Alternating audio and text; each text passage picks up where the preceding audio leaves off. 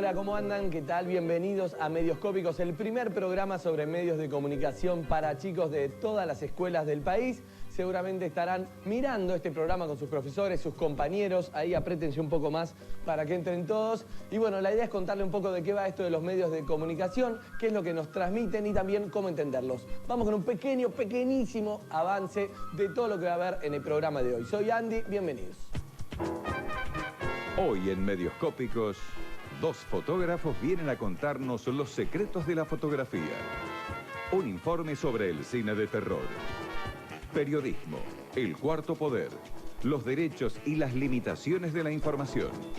Una serie de consejos para que tus fotos salgan cada día mejor. Todo eso y mucho más, hoy en Medioscópicos. Bueno, como dijimos antes, vamos a hablar ahora sobre las películas de terror, que no son las que son malas, sino películas que dan miedo. Vamos a hablar con el especialista Ricardo Manetti, que nos va a contar cómo es que se hace, porque no es tan fácil causar ese miedo. ¿Vieron cuando vieron una película que te querés matar, que no querés ni mirar? Bueno, nos va a contar cómo es que se logra esto. Así que agárrense fuerte, porque ahí vamos.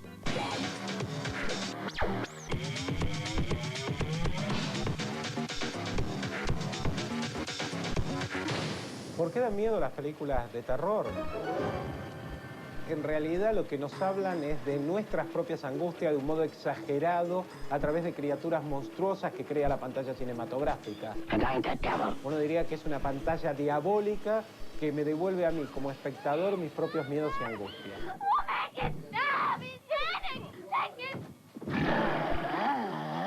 Es por eso que siempre el terror aparece muy asociado, por un lado, a los momentos de cambios, de transformación de una sociedad, y por el otro lado también a los momentos de transformación de un individuo.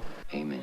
El caso de los ejemplos de las películas Pesadillas o Halloween siempre están ligados a películas para adolescentes.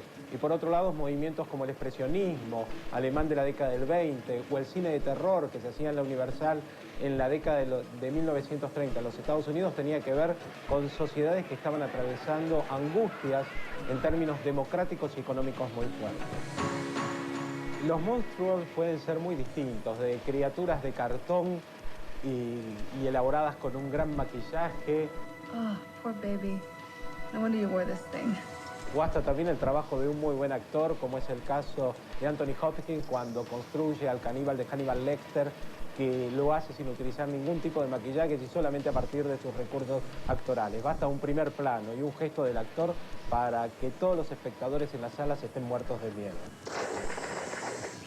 No hay un único tipo de escenografía para las películas de terror. Pueden ir modificándose según las distintas épocas y según el tema que hable esa película de terror. Desde un ámbito escolar, estudiantil, en el caso de las películas de la saga Pesadillas, también puede ser un espacio de terror, un castillo gótico, como ocurre en las películas de Drácula o Frankenstein, puede ser una nave espacial, o puede ser el mar, en el caso de Tiburón, que se transforma en un ámbito absolutamente que provoca terror. Es decir, va modificándose el ámbito según el tipo de criatura monstruosa que nos vamos encontrando en cada uno de estos films.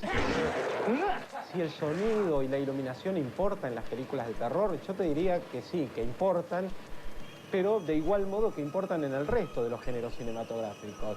Lo que ocurre es que el sonido en un film de terror está trabajado de una manera particular en relación al género.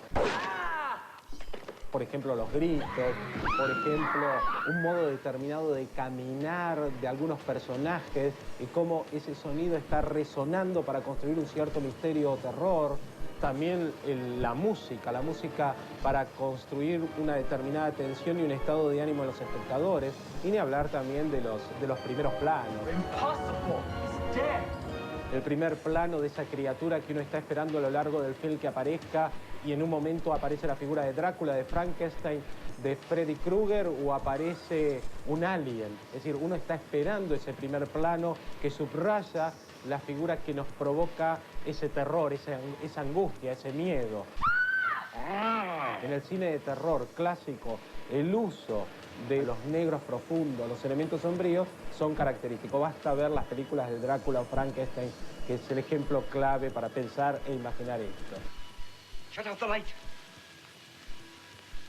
En el cine de los últimos 20 años hay muchas cosas que se han ido modificando y el cine de terror, a través de la utilización de los nuevos recursos tecnológicos, incorpora una serie de elementos nuevos que sin ninguna duda van a darle una impronta en los próximos años a este tipo de películas.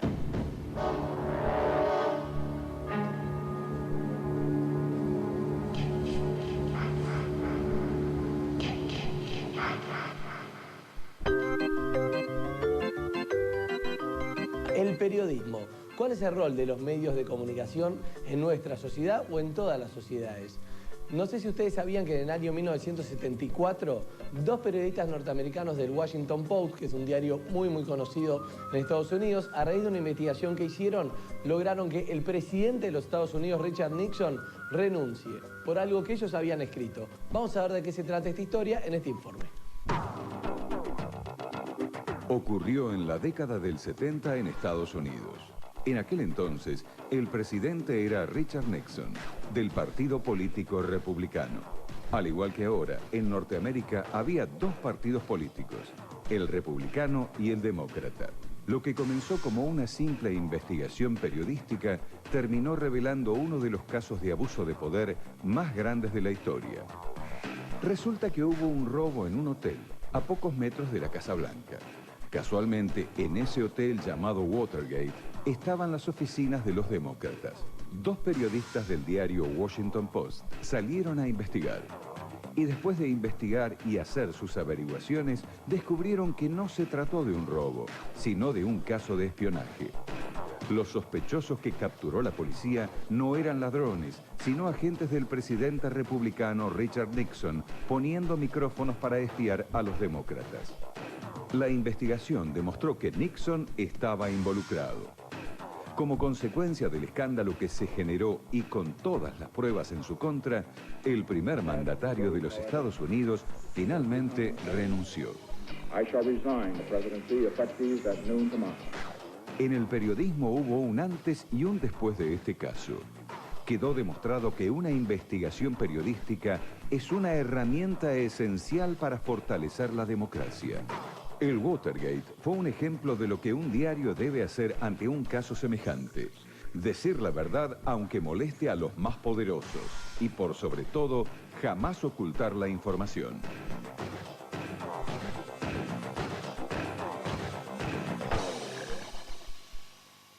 Al periodismo se lo llama el cuarto poder. Se le dice así porque tiene un peso muy importante en la sociedad. Para hablarnos un poco sobre periodismo, vamos a hablar con el doctor Nelson Castro, que además de médico es periodista, un gran periodista y ejerce la profesión, para que nos cuente un poco de qué se trata todo esto. ¿Qué tal, Nelson? Gracias por venir. Por favor, un gusto. Sos médico, pero sos periodista, ¿sos las dos cosas? Soy las dos cosas. Así que hoy ya soy periodista y no médico, así que eso es lo que queda.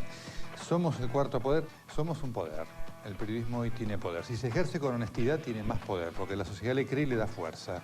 Cuando el periodismo refleja la verdad que la sociedad está buscando, la sociedad lo apoya y entonces se pueden producir cambios porque se denuncian cosas. Cuando se actúa con deshonestidad, esa fuerza se pierde y es peligrosa. Tratemos de contarle a los chicos un poco qué quiere decir esto del periodismo independiente, por ejemplo, ¿no? Digamos, ¿cómo relacionamos el poder con qué tipo de periodismo haces y por qué se le dice yo soy un periodista independiente, es decir, no respondo a nadie? Correcto, a mí me gusta más el término periodista libre, porque todos somos interdependientes de un montón de cosas. Ser libre es mucho más, es decir, es poder decir lo que uno piensa y cree. Yo soy un periodista libre, puedo decir lo que pienso y lo que creo, y ese es mi capital. ¿Sabes cuál es el problema? Que en muchas partes los periodistas no pueden decir lo que piensan y entonces no son libres. Y este es un problema del periodismo en la Argentina y en todo el país. Nelson, ¿tuviste miedo de preguntarle algo a alguien alguna vez? ¿Viste esa cosa que te da como una adrenalina? ¿Se lo pregunto o no? ¿Se va a enojar o no? ¿No entrevistado? El periodista también puede sentir un miedo de decir, bueno, ¿cómo va a reaccionar? ¿A vos te pasó? No, nunca. Me pasó una vez una anécdota que es muy larga de contar con el presidente Reagan, que me enseñó muchísimo. Yo una vez le pregunté una cosa... Era presidente de Estados Unidos. Exactamente, cuando era presidente de una conferencia de prensa le pregunté algo que no le gustó. Y él me dijo, mire, usted no le voy a responder esto porque esta es una pregunta capciosa. Y yo estaba en la conferencia de prensa y entonces el presidente Reagan dijo, bueno, ahora pregunta a otro. Y cuando yo me estaba sentando, el corresponsal del New York Times se paró y le dijo, perdóneme, señor presidente, usted acá no está para juzgar la intención de nuestras preguntas, sino para responderlas. Ese para mí es un aprendizaje que siempre le transmito a los periodistas jóvenes, porque a partir de ese día, si yo podía tener algún tipo de no sé qué para preguntar, lo perdí totalmente porque me di cuenta cuál es el valor de una pregunta en aras del interés público. ¿Qué es ser un buen periodista? Es muy simple, muy difícil. Es ser primero honesto. ¿Qué significa ser honesto? Significa tener aptitud para contar lo que vamos a tener que contar. Pasó esto y contarlo como fuera, sea que me gusta o no. Y después permitir que sobre eso opines vos, el señor, tu amigo y yo. Es decir, que se conozcan todas las opiniones sobre un determinado hecho. Esto es el ABC de ser un buen periodista. ¿Cuál es la función del periodista en la Argentina hoy? ¿Es importante para Argentina que haya buen periodismo? Es muy importante. Hoy nos están viendo chicos, ¿no es cierto? Hay que decirles que si hay buen periodismo, hoy se pueden conocer los hechos de la realidad. Y a partir de los hechos de la realidad se puede modificar la realidad. Porque cuando el pueblo conoce qué es lo que está pasando, reclama, exige, demanda y dice, esto no lo quiero más. Un día vota, ¿no es cierto? Y entonces si sabe que el que va a votar hizo las cosas mal, no lo vota. Por eso es tan importante el ejercicio del periodismo en relación al ejercicio del poder del pueblo. Pasa esto de que, por ejemplo, está el gobierno que hace las cosas que supuestamente tienen que hacer y el periodista le puede marcar, che, por acá no, descubrí tal cosa, esto está mal, acá hay corrupción. ¿Sirve un poco como controlador de la realidad? Efectivamente, ese es un rol. El periodismo honesto y libre hace a la sociedad más honesta, porque cumple ese rol que vos decís, le está marcando al poder político de los poderosos, aquellas cosas que se hacen mal. Por eso la relación entre el poder y el periodismo libre, en general, siempre es mala. En la Argentina pasó algo como lo que contamos antes, que es el Watergate, es decir, como en Estados Unidos, que 2 periodistas hicieron que renuncie el presidente en Estados Unidos. ¿Pasó algo así? ¿Tiene que ver lo de la Rúa, lo de algún presidente acá? No llegó a un presidente, llegó a ministros, sí. Pasó que hubo investigaciones muy buenas de distintos periodistas que terminaron con la función de un ministro. Y esto me parece que es algo realmente importante, porque si no hubiera sido por ese aporte de los periodistas, en muchos casos la justicia, que no es y no era en muchos casos tan independiente como nosotros queríamos, no actuaba. Así que es de enorme importancia. Hemos tenido nuestros Watergate en la Argentina. Bien. Gracias por haber venido, muchísimas gracias. Vos, Andy, sos un excelente periodista y servís como ejemplo, de verdad. Te lo agradezco mucho. Ahora vamos a ver una encuesta que hicimos en un cibercafé para ver cuánto tiempo pasa un chico en un cibercafé. Hay chicos que pasan 20 horas, pueden estar 30 horas, ya no sé, viendo qué. Vamos a ver qué onda en esta encuesta que hicimos.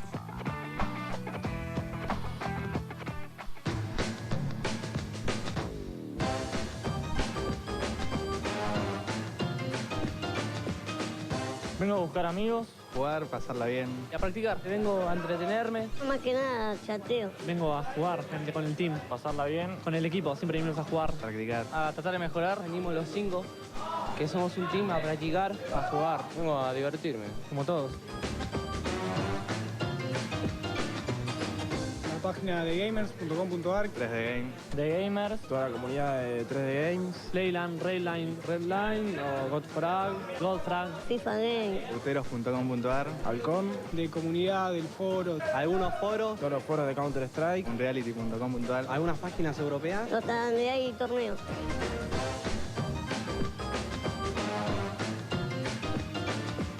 Pasaré 4 horas por internet. 2 o 3 horas por día. 4, 5 horas. 4 horas mínimo. De 5 a 8 horas. 1 hora, 2 horas. 2, 3, 4 horas por día. 5, 6 horas. Si se viene un torneo, ya son 3, 4 horas. 2 horas por día. 4 o 5 horas. 15 horas, lo más que puedo. Bueno, mis viejos no dicen nada porque juego y estoy en internet el tiempo que estoy libre. Mucho drama no hay. El primer miedo que tienen es vas a descuidar los estudios. Respetan lo que hago, digamos. Mi familia quiere que haga otras cosas. Y mientras yo cumpla con la escuela, Es muy fuerte. No lo puedes dejar. no hay ningún problema. Es algo que se te metió y es un vicio. Ya me aburrí un poco, me cansó. Prefiero salir más con mis amigos.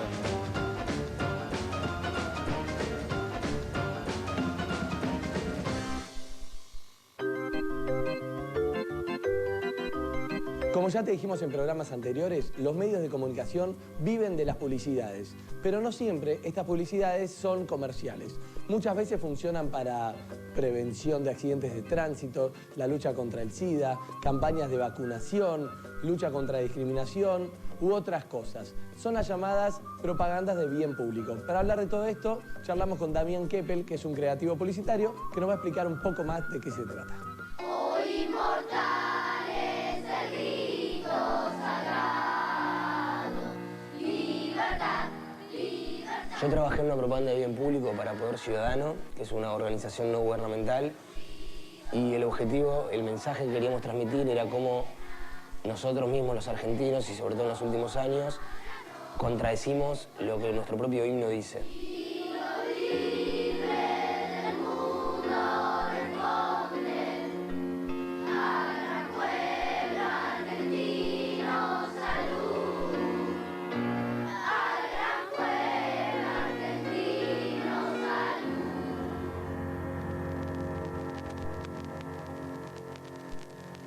Una propaganda de bien público es una propaganda que, como lo dice la palabra, se hace para el bien del público, se hace para el bien de la sociedad. Generalmente son temas que le importan a todos, son temas comunes.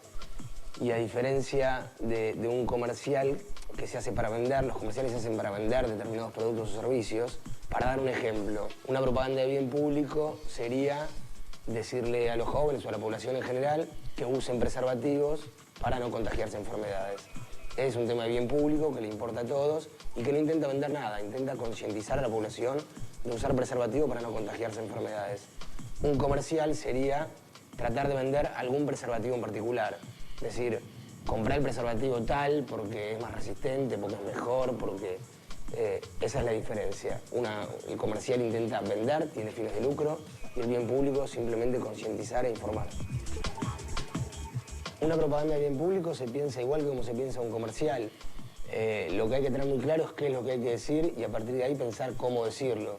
Las formas pueden ser múltiples, puede ser un testimonio, una historia de ficción, algún dato de la realidad, alguna comparación, alguna cosa humorística, alguna cosa más emocional. Hay un montón de caminos. Todas las propagandas de bien público tienen un mensaje, intentan transmitir un mensaje y una propaganda de bien público es exitosa cuando ese mensaje logra transmitirse con eficiencia. Bueno, acá en Medioscópico ya vimos algo de cine, algo de televisión, algo de radio. Llegó el turno ahora de la fotografía. Para eso vamos a hablar con dos expertos en fotografía. Están Martín Lucesole, de Diario La Nación. Gracias por venir, Martín. Y Diego Ortiz Mujica, fotógrafo artístico. Uno periodístico y uno artístico, ¿no? Ustedes se preguntarán, la fotografía parece simple, no es como cuando vos te sacás con tu familia, con el paisaje de fondo, sino que es mucho más complejo. Por ejemplo, ¿cuáles son las diferencias, muchachos, entre lo artístico y lo periodístico? Para mí, la foto artística es, digamos, en la que el fotógrafo después interviene sobre el soporte, ¿sí? Sea la película o sea digital. La periodística es la foto más documental donde después no se interviene. O sea, una está más preparada, él puede jugar con determinadas cosas y la otra tiene que ver con recorte de la realidad. Exactamente. Sí, yo también creo que hay como una subjetivación, sería la palabra, para que los chicos entiendan. Uno a veces se para frente a algo y lo ve de una manera pero lo siente de otra. Entonces por ahí el artista tiene que buscar esa forma de contarlo desde otro lado. Y por ahí me parece que el reportero tiene que contar exactamente lo más fielmente lo que está pasando. El fotógrafo periodístico, por ejemplo, casi no puede intervenir, ¿no? Es decir, si hay una marcha, vos le decís, ponete un poco acá que le tengo fe a esta foto, o vas calladito, sos prácticamente invisible. Yo soy más bien invisible, o sea, soy de la idea de no andar con equipos aparatosos ni nada para no llamar la atención y que todo transcurra sin intervenir. Vos al revés, ¿no? Sos como un director todo el tiempo. Salvo a la naturaleza, no le podés pedir al glaciar que pose, pero... Exactamente. Acabas de decir una cosa muy cierta. Uno premedita mucho el trabajo, lo mastica, lo rumea, ¿viste? Y después va haciendo tanto con el paisaje, muchas veces pasan. Y yo he sacado fotos un año después, porque decir, voy a volver el año que viene con esta luna, me pasé, llegué tarde, quiero cambiar la luz. ¿Cuándo se dan cuenta que es una buena foto? ¿Viste? Cuando decís, la tengo. ¿Te das cuenta cuando la mirás? ¿O te das cuenta cuando la acabás de sacar decís, la tengo, es muy buena foto? En mi caso, te diría que me han pasado las dos cosas. Hay veces que he parado la impresión de un catálogo por estar yo sacando fotos y decir, paren que anoche hice una foto del glaciar con la luna increíble y esto tiene que ir o ir. Yo más bien me doy cuenta en el momento porque lo vas sintiendo, como hay todo un ida y vuelta con lo que pasa, de golpe lo sentís y está. Seguramente va a ser una gran foto. Chicos, ¿qué le recomiendan a todos los que están mirando, todos estos alumnos que están mirando y que por ahí quieren sacar una foto o dedicarse profesionalmente o no, por ahí quieren sacar una mejor foto, digamos? ¿Hay algún consejo que puedan dar? Yo que aprendan a mirar, digamos. No es tan importante tener la super cámara o lo que sea, sino saber mirar. ¿Y cómo, dilucidar lo que estás mirando. Okay. Imaginarse para después cómo queda, digamos. Sí, yo empecé a hacer fotografía en el colegio. O sea que una de las cosas que les puedo decir a los chicos que me están mirando es que no tengan miedo de salir a hacer fotos con, como dijo Martín, con cualquier cámara. Creo que el tema de salir a mirar, encuadrar, componer, sacar, evaluar, eso va siendo un ejercicio. El camino no se hace leyendo cosas, sino caminándolo, digamos, ¿no? Y la mejor manera de ser fotógrafo es sacando fotos. Bien, vamos a ver ahora, hay una pregunta que quiere hacer un chico del interior justamente sobre la fotografía a ustedes. Hola, soy Jimena de Santa Rosa y quiero preguntar qué cualidades o virtudes diferencian una fotografía de una imagen en movimiento como la televisión. La foto vos la podés tener en la mano, meditarla, tenerla, guardarla, verla pasado mañana, cuando quieras, en el bolsillo. La imagen en movimiento en televisión pasó y es raro por ahí que lo puedas grabar o tener la posibilidad de meditar sobre eso, muy distinto. Creo que la intensidad de lo que uno cuenta en un solo cuadro tiene que ser realmente impecable, ¿no? A veces en el cine o en la televisión esta cosa de poder suceder con imágenes nos genera otro tipo de clima mediante esa sucesión. En fotografía tenés que editar y quedarte con una. Y eso es un tema complicado. Para mí, de mi trabajo, lo que más me cuesta es decir, esta queda. Diego y Martín, muchísimas gracias por haber venido. Feliz cumpleaños y los felicito, realmente las fotos son muy buenas. Seguimos con más Medioscópicos. Fotografía. Arte de reproducir y fijar las imágenes tomadas por una cámara. Para hacer un retrato no hay que concentrarse únicamente en el modelo. También hay que prestar atención al fondo que queremos usar, ya que ese fondo es el que sirve para completar la imagen en su totalidad. El sujeto se puede separar del fondo con el uso de la iluminación. Si usamos el flash, el sujeto va a parecer que está cerca. El sujeto está iluminado y el fondo queda oscuro. De las miradas de las personas fotografiadas parten líneas invisibles que deben ser tenidas en cuenta, porque el que observa la foto casi siempre sigue con sus ojos el recorrido que marcan esas líneas imaginarias. Si ubicamos el horizonte de un paisaje en la parte de abajo de la foto, le damos importancia al cielo y acentuamos entonces la sensación de un espacio inmenso. Si hacemos foco en los sujetos que están cerca y el fondo está lejos, los sujetos salen nítidos y el fondo sale borroso. De esta manera, se genera una atractiva sensación de tridimensionalidad. Cualquier objeto o fragmento de la realidad puede convertirse en un tema para sacar fotos. Esas cosas comunes y corrientes que no despiertan ningún interés pueden alcanzar otro significado gracias a la mirada del fotógrafo. Se suele decir que al sacar fotos no hay que cortar las cabezas ni las caras. Sin embargo, al cortar una parte de la cara, como los ojos, podemos observar detalles que de otra forma no miraríamos. Además, el que mira la foto siempre se imagina esa parte que no aparece, dándole un significado diferente. Si usamos una lente que nos permite obtener un gran ángulo visual, se ve tanto al sujeto como a los elementos del fondo. Entonces, podremos saber más de la persona a partir de conocer también su entorno. Muy bien, chicos, llegamos al final de esta edición de Medioscópicos. Espero que lo hayan disfrutado tanto como nosotros. Y les cuento que cualquier duda que tengan, cualquier sugerencia, notas que quieren ver, quieren opinar sobre algunas, quieren conseguir direcciones, mándenos su correo electrónico, su email, a esta dirección que aparece por acá, que nosotros en el mismo día se lo vamos a responder. Y recuerden que saber un poco más sobre los medios de comunicación nos ayuda a entender un poco más sobre la realidad en la que vivimos. Así que me despido hasta la semana que viene. Yo no voy a estar, pero vendrá Ernestina y ustedes estudien, no sean vagos. Chao.